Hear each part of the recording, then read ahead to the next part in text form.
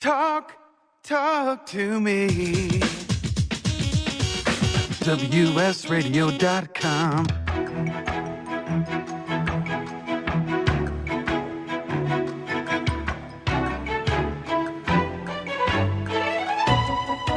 The San Diego Council on Literacy brings you Literacy for All with your host, Jose Cruz.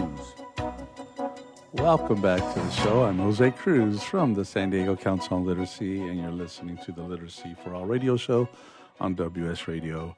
Our guest is the CEO, president, and founder of the Reading League. This is Dr. Maria Murray. Maria, let's see. Before we get too much further, this is our third segment on the topic of the Reading League and what it does. Can anybody join the Reading League? Can I be part of the Reading League? How do you do it? Who are the people? What's the way of becoming a part of? Oh, thank you. Please do join us. It is free, and anyone can join. And like I said at the beginning of our first segment, I think the Reading League is composed of multiple kinds of people from various professions. So it is free. You just go to our website, which is thereadingleague.org. And you'll see some buttons here and there that say join. So you click on it, and then you become a member. So currently it's free, and it will always be free. And at the September or October this year, we'll be announcing a paid membership option, an enhanced membership, because we've never had that before, because we really never had anything to offer you if you joined and paid for. What would you get? A T-shirt, a sticker? We didn't have any reason to charge people money for knowledge. I would wear, I have to tell you, I would wear a Reading League T-shirt. I just want you to know you will have one mailed to you tomorrow. Thank you.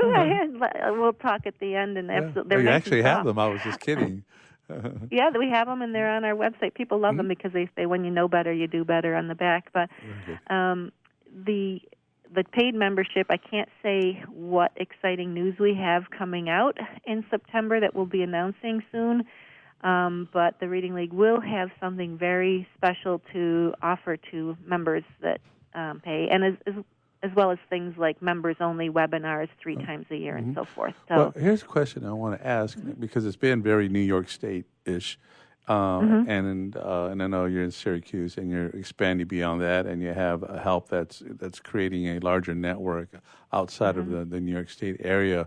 Is there a vision for conferences outside of New York or chapters, state chapters of the Reading League? Again, a place where people can convene and have the conversations that you're having with your core right now. Yes. So we've begun going here and there. So we were just recently in Wisconsin. We were in Seattle. We were in Michigan. And so we're going all over slowly but surely. It takes time until we can add more people. But we have a huge list of people to get back to. We'll be going to Mississippi at the end of next month. Pennsylvania wants to start a Reading League. Maryland, some people there want to start a Reading League. So we will be expanding, and I assume that people who maybe we could have a northwest of the country area conference, or one in Australia. We can have a conference there when that happens. So we're only 3 years old, so we need a little bit of time and patience to get going, but I think that's something everyone can count on happening. We're good. Let's go a little bit back to the start, at least the way I'm framing it right now, and that is there's a problem out there that we have colleges, schools of education that have the job of preparing our educators to teach reading to our children, and it sounds like we need the Reading League, and that these educators are looking for something that they didn't get. How do we make that happen where it's supposed to happen? Teaching the teachers. Right, and this is a very complex question that I'll try to answer there's not a correct answer to this, but there are multiple possibilities. And one is that if I ask people to think back to when they went to college, if they did, for their programs of study, and ask them, did you learn everything you needed to know to be where you are functioning right now? And everyone unanimously was probably saying right now, no. No. You learn a lot on your job, right? Yes. I am 55 years old and learning I'm lucky to be in my job now. I learn tons of stuff all the time related to reading. It never ends.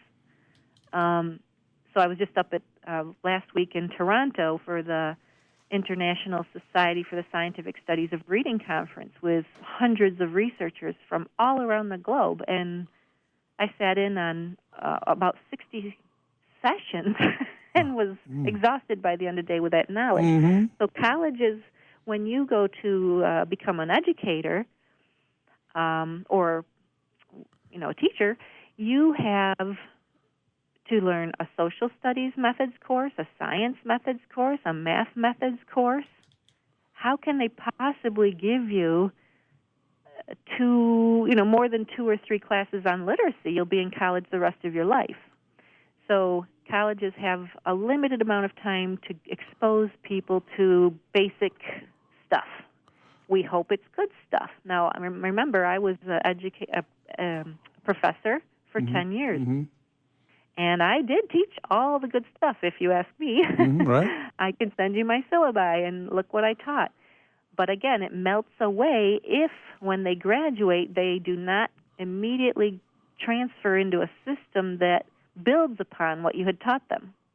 It might run counter to what you had taught them. Mm-hmm.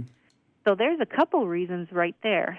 A limited time frame, a limited depth that you can do. And then once teachers are out in schools, it becomes the school's responsibility to constantly provide professional development, right, to the teachers. Got it. But they still have to work on social studies, new standards there, and active shooter training and character development. The professional development cannot possibly be all about literacy and reading education. And not everybody's going to school to be a reading specialist.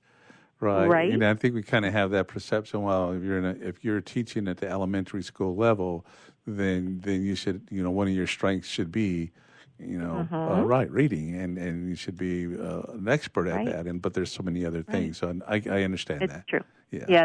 So it's not a bashing of schools of ed. I don't bash anybody.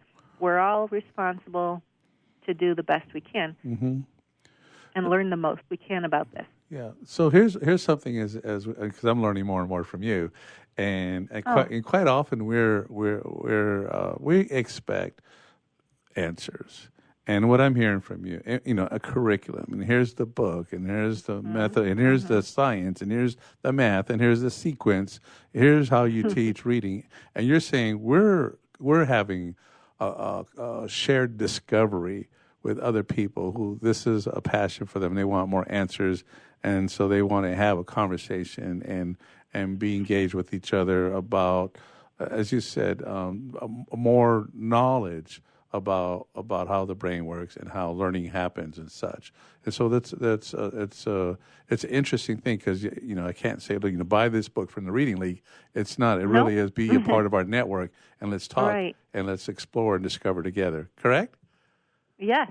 Right. We can't. We a lot of people will think that we are going to refer them, and we every time I do an interview, we get a lot of emails, and I'm sorry, I'm going to tell people in advance, you can't email us and say, hi, what program should I use? Mm-hmm. We won't be able to tell you that because maybe another analogy, and I wish I had one ready. Well, here's the thing. Let me say. I'm going to interrupt you, but let me say this: that part of our conversation was a lot of the things that one of the reasons things don't stay that work. That you have these things that are impactful and they're working, but they just kind of slide off, and so you see.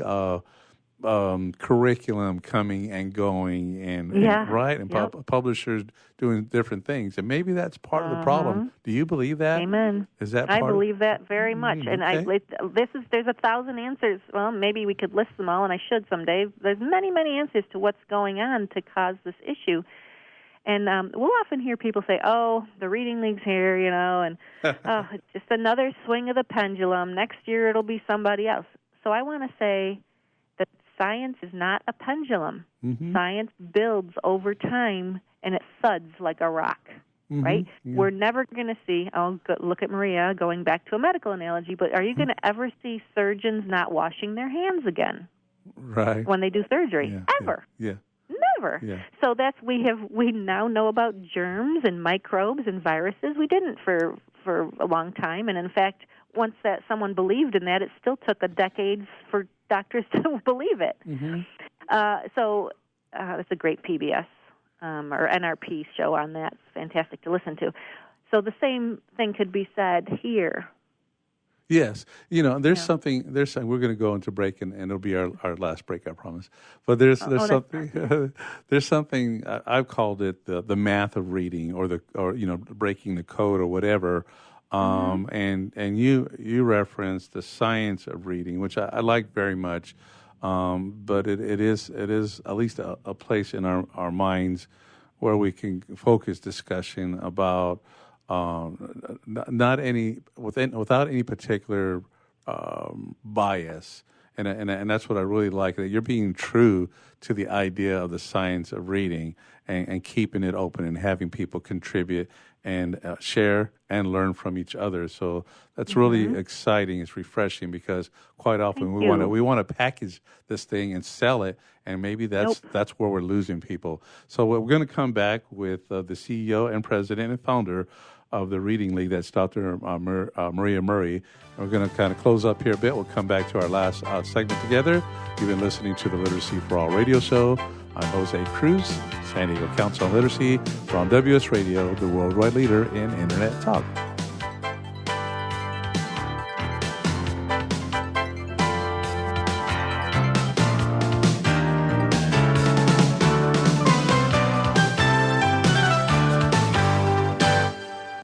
I've heard this is like one of the best pizza spots in town. Yes, it is. I'll do a slice of pepperoni, slice of vegetarian. You got it. And I will pay for all of that in 3 days. In 3 days?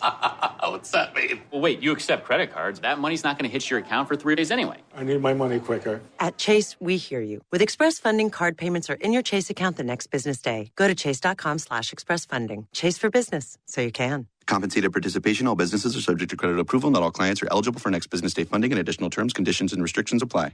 Donate cash, furniture, clothes, and other gently used household items to Father Joe's Villages and get a nice tax break in April. Every donation is tax deductible. Believe you can make a difference. Be Father Joe. Go to neighborhood.org or call 1-800-HOMELESS to donate today. Life is full of misadventures, from car crashes to home fires to getting choked out on the mat.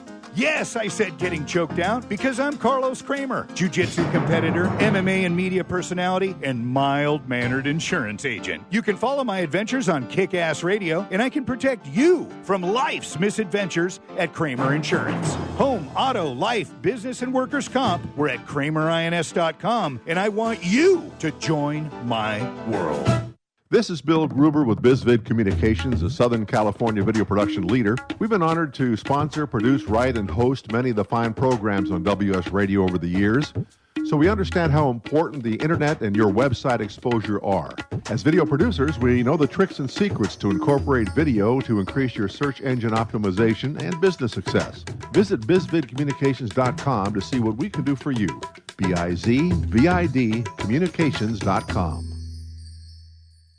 Too much to do? Not enough time to get it done? Call on the experts at Another 8 Hours for your business support needs. By partnering with Another 8 Hours, we allow you to focus on the more important matters, like being in front of your clients, doing what you do best, rather than being stuck at a desk poring over paperwork, rummaging through emails, returning phone calls, and struggling to get everything done by yourself. Meanwhile, your family and social life are going down the drain. Go to another8hours.com or call 8 more hours. That's 866-734-6877.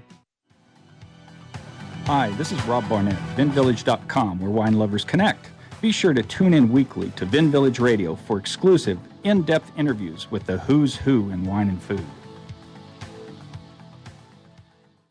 Can you imagine a world without children? A world where children don't play, or dream, or imagine? At St. Jude Children's Research Hospital, we're working every day to find cures for diseases that strike down children. Because we can't imagine a world without children. Can you? Finding cures, saving children. St. Jude Children's Research Hospital. To learn how you can help, log on to our website, stjude.org. Talk to me. WSRadio.com.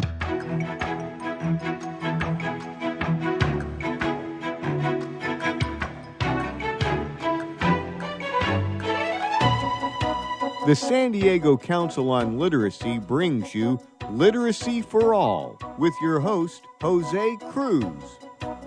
Welcome back to the show. I'm Jose Cruz from the San Diego Council on Literacy, and you're listening to the Literacy for All radio show.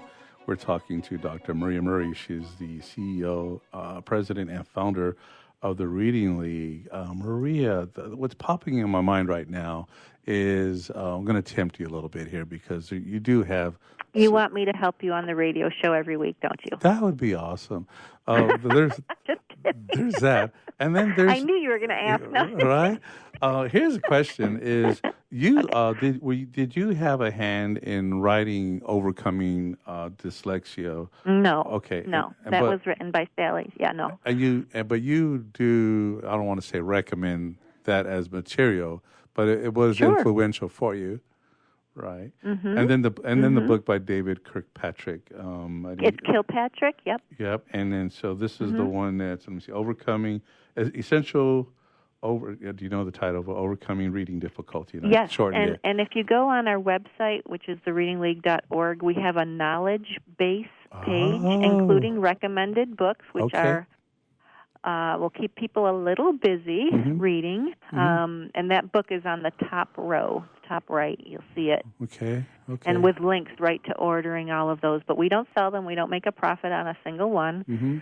And then if you scroll down a little more, there's a link to our YouTube channel and frequently requested resources that are in PDF format, and then a recommended audio for everybody called Hard Words. Very good. Well, I hope you're getting paid because I see you giving away a whole lot of your time, your passion, and such. So maybe you have grant proposal writers that help to fund the Reading League. I know you're talking about membership, but we don't want to see you go away. You know, we want your work to be supported. We'll be fine. Gotcha. Yeah, thank you. Yeah. So how are you supporting the Reading League so that you're able? You have an office. You're working out of your home. Yeah, we just we worked out of my home for the first 3 years until June 1st of this year. We were crammed around my kitchen table, garage, bedrooms, breezeway, basement, storage facility, and a trailer out back. We're crammed with materials that we were using, dry erase boards, and you name it. And we were fortunate to have a benefactor notice us and our work. We did not approach this foundation. The Roland Reading Foundation noticed our work and heard about it from multiple sources. So in the interest of having an impact, and delighted that someone was a trusted go-to source for evidence-aligned, highly effective instruction, we received an offer to say, what do you need? So we needed a headquarters. We needed to scale up in order to meet the response we were having. So supplement, You and I just missed each other because I was in Syracuse and you were upstairs and I was downstairs. You'll be back, right? Yeah, I'll be back, and so kind of missed the opportunity because I know you're in the same building as Pro Literacy in Syracuse, and so that I do know that you have an office. Very good. And I think I even I think I actually saw a Reading League shirt now that I think about it. So that's the one you'll get. That's one I'll get. A fresh new one. Now, you and I were introduced by John Corcoran, who's famously known as the teacher who couldn't read. How did that happen, and why that connection? I know he's also big on evidence-based literacy instruction. Yes. Yes. And John and I met. A very funny story, and I don't remember why I ever read his book. No, but it's a catchy title, so of course I read it. And so I knew of this man called John Corcoran, and my very first year as a professor at my university, I was in the copier room, and a colleague said that the provost of our university was bringing in a guest who was going to be in town, a literacy person, and the provost wanted us literacy professors to show him around and introduce him to campus because he wanted to come and speak to our School of Ed. So I said, oh, that sounds, like you got to pick people up from the airport, and you have to, wine and dine. So I said, who is it? And she said, John Corcoran. And I think I probably exited the building and ran around it like a greyhound excited for 2 or 3 laps. Yeah. I offered to do everything, and I spent a lot of time with John and fell in love with his spirit. His story is engaging, and I want to tell everyone, he Skyped my classes every single semester, my undergraduate classes, and I usually taught 2 sections. They usually started around 9 a.m. Eastern Time, so that meant John got up at 5 a.m. In order to be ready for our Skype session. And every single semester for 10 years, he was tried and true and encouraged my students to not let any children escape learning to read while they were teachers. And that was always the most important part of the semester takeaway. Very nice. So before we run totally out of time, and we have about 3 minutes, wanted to ask if you had, I'm going to put you on the spot, if you had a favorite story of an educator who came to you, a case story, a testimonial, hey, this really changed everything for me. What are the things you hear? I hear everything from educators, literally, not multiple, but I've seen this once. A teacher fell to her knees coming out of a bathroom break, sobbing because, and I thought she had heard some terrible news while in there, and she just said in a wrenching sobs, "Why didn't I know this? Oh man, I could have helped so many kids." Well, it's like, at least you know now, and we all come to things at different times. Yeah. But teachers in this area, a number of them say, we were going to retire, or I was going to retire as soon as I could. I'm going to stick it out for 5 more years because now I love my job. Now I'm seeing that I can really move these kids. Our data is saying stuff. We have rural districts with high poverty who this year, after 1 year with the Reading League, just a simple knowledge-building year, their kindergarten children in the middle of the year, January, were meeting end-of-year benchmarks, when before most of their children never even met end-of-year benchmarks at the end of the year. Oh, my goodness. Another school we're in, and there's a video of this school also on our YouTube channel. We just completed our 3rd year with them, and the first year we started with them, approximately 20 to 30% of their kids were reading on grade level. High poverty, free and reduced lunch, and now we're seeing grade levels in the 60 to 85% range, and we're hoping that at the end of next year we have them at the 95% range. And that's possible. Yeah. So we closed the gap. Yeah, I mean, eliminated the gap. Absolutely, and so often things come from the top down. Maybe things will start working the other way, where these things are happening in different places, and it's like, no, hey, what's going on there, because it's working, and get things so that we're not. Well, we're seeing legislation across the land. We're seeing decoding dyslexia groups sprout up in all 50 states. We're seeing parent activism. We're seeing standards and curriculum shift to these more evidence-aligned ways. So there is a tsunami going on right now in this country and many other countries. People should join this Reading League thing we started. It's free, arm in arm. It's a perfect intersection of science and grassroots activism. Like, that's a unique mix.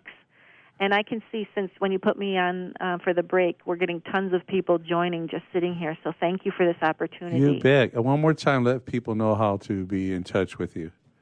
I'm happy to do that. Please go to thereadingleague.org. Click on Join, enter your information. You'll get a quarterly newsletter and a lot of updates, and then information about our exciting news that will say it's in September or October. Very good, and you might just get a T-shirt. So, very good. Thank you. It's been so good to have you. Folks, this was the founder of the Reading League, Dr. Maria Murray. We're so glad that she was on. And we'll have you all back, too. This is the Literacy for All radio show. I'm Jose Cruz. You've been listening to WS Radio, the worldwide leader in Internet talk.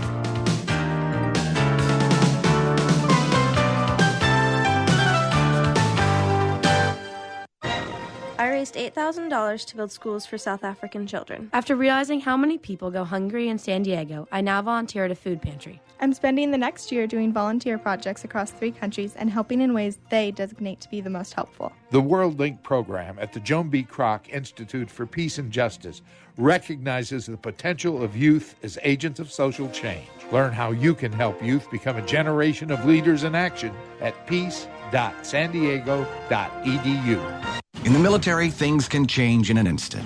Your personal life is just the same. Just like you protect our country, you want your family protected. That's why thousands of military members trust Navy Mutual Life Insurance. Navy Mutual is nonprofit, providing current and former Navy, Marine, and Coast Guard families with life insurance, no sales fees, and no military service restrictions. Protecting members on active duty and beyond. Call 1-800-628-6011, 800-628-6011, NavyMutual.org, insuring those who serve.